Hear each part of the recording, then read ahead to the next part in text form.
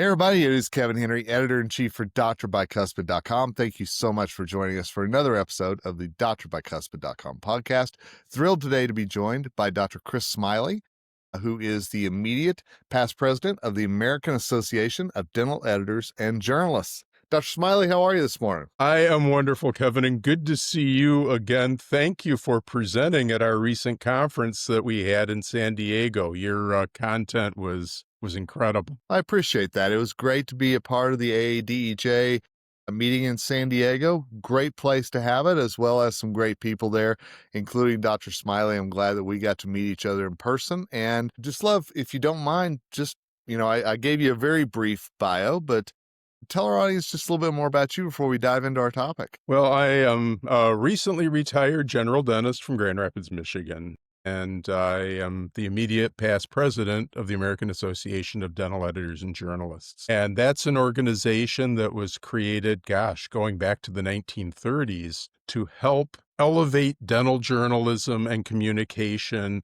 across our publications, but also to help even general practitioners out there with writing workshops, with information like you provided on how to do podcasting, really, nuts and bolts type things for publishing, such as plagiarism detection, AI use detection, things like that. But anyhow, I got involved with that through a lot of efforts that I had with the American Dental Association, working in the areas of evidence-based dentistry, also in the areas of quality measurement and dental benefit programs. So kind of amalgamating all of that to try to share with, like you do, trying to share with the dental community the things and lessons we've learned to help them in practice. And, one of the things that I was struck by whenever I was in San Diego at the AADJ meeting was just a reminder of how important journalism is today, not just in our overall world, but also in dentistry and those of us who are focused on dentistry and journalism. And we are facing a very interesting time in our society and in journalism as well, whenever it comes to artificial intelligence. And I know that this is something that has been on your mind as well as the mind of the AADEJ.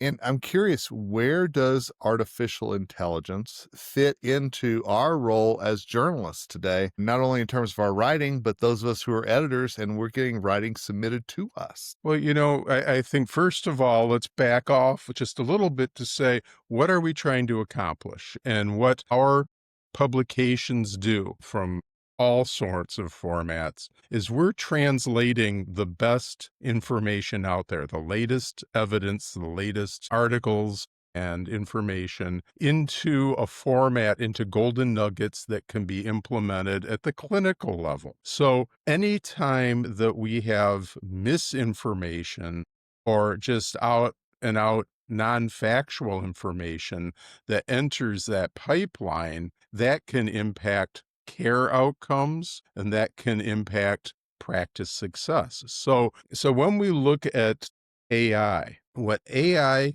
can do is incredible. It can really help streamline writing. It can help with workflow. It can help with basically just improving and elevating the overall level of the communications that are being brought forward. At the same time, I'm sure you've heard the term hallucinations. AI hallucinates. And by that, what it means is that just inherent in the structure of AI tools, the way that they operate, they can go off the rails and they can regenerate biased information from their data sets. They can create just total fabrications of information. And it is that where we need to have firm guidance on how AI can be used, but also really emphasizing that even if you're using it in a practice setting, let's say to help generate communications to patients or to specialists, or for helping generate a new website or what have you,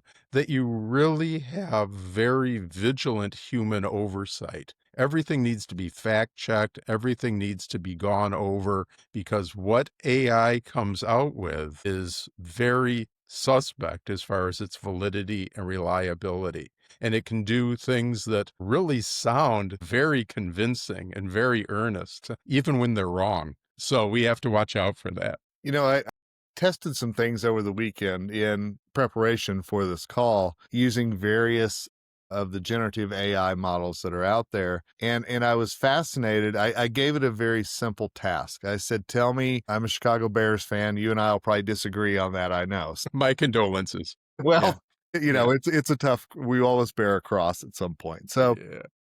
but I asked it, what should the Bears be doing on their bye week to become a better football team after that? And it was fascinating to me, the various AI models that I asked. One talked about a player that's been injured all year and how he has to play better in the second half. One talked about Caleb Williams has to be a better rookie quarterback. Well, this is his second season. Mhm. There's all these different things that I noticed that were wrong. And it was just a really good reminder to me that we can't just put in something and ask it to do a task. And as you said, not fact check what it brings back to us. Well, and Kevin, it's fascinating. Certainly if you take a look at the large language models like ChatGPT or Claude or others along those lines, yeah, they're general tools that are basically for public use. And I guess we shouldn't be surprised by some of that. But I think what is really surprising, and this speaks to just how these tools operate, their functionality, how structured AI tools, that is to say, AI tools where you upload the source documents, okay? It's not going to go out and find stuff for you. You're giving it the source documents. Think of like AI tools that attorneys might use, okay?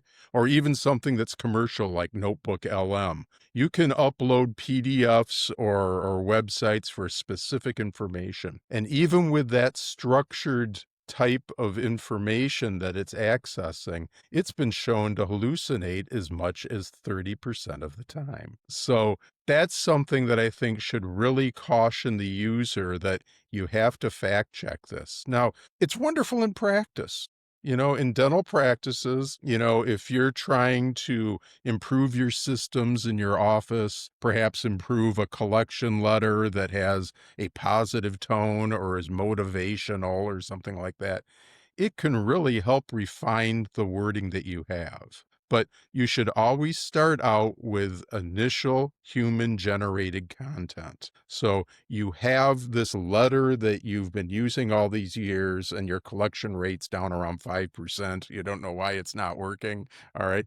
You can take it and you can take your intellectual property, your letter, and import it into a generative AI program and say, please generate a clear and concise revision of this collection letter that is motivational and a positive tone in order to improve collections, and see what it spits out, but then edit that again too so it works for your systems. And whenever it comes to us as editors and us as journalists, I know that one of the things that AADEJ is working on is author guidelines and editorial guidelines when it comes to the use of AI and how much that we should actually say as writers, we used AI in creating an article. Where do Mhm. you think we are going in terms of us as publications with how we tell our readers what's being used with AI? What you said, what you concluded with there is the key, what we tell our readers. It's about transparency.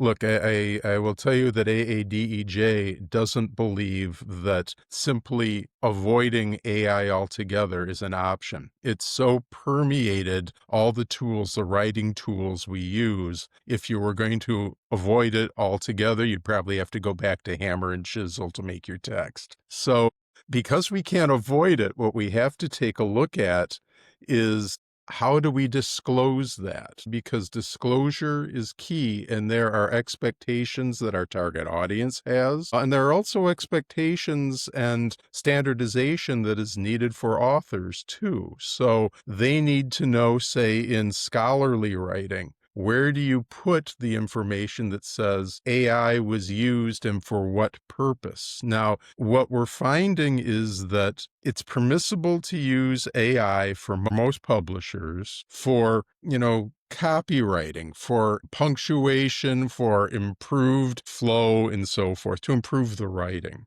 Okay. But you can't have AI generate text on its own. And part of the reason for that is that as authors and as publishers, we want to make sure that our information doesn't violate intellectual property rights or privacy rights. And also, we want to make sure that our works are copyrightable. And there's a lot of case law out there from copyright law that says that AI cannot be considered an author. Hmm. So anything generated by artificial intelligence, the artificial intelligence doesn't have legal standing to enter into publishing contracts. It doesn't have the intellectual capability to take responsibility for what it generated and to make sure that it's valid and reliable. So, because of all that, as publishers and authors, we have to make sure that anything we create is got in it discernible human contribution. So, going back to what we talked about with the dental office example of a collection letter, discernible human contribution was that original letter that the office used to send out.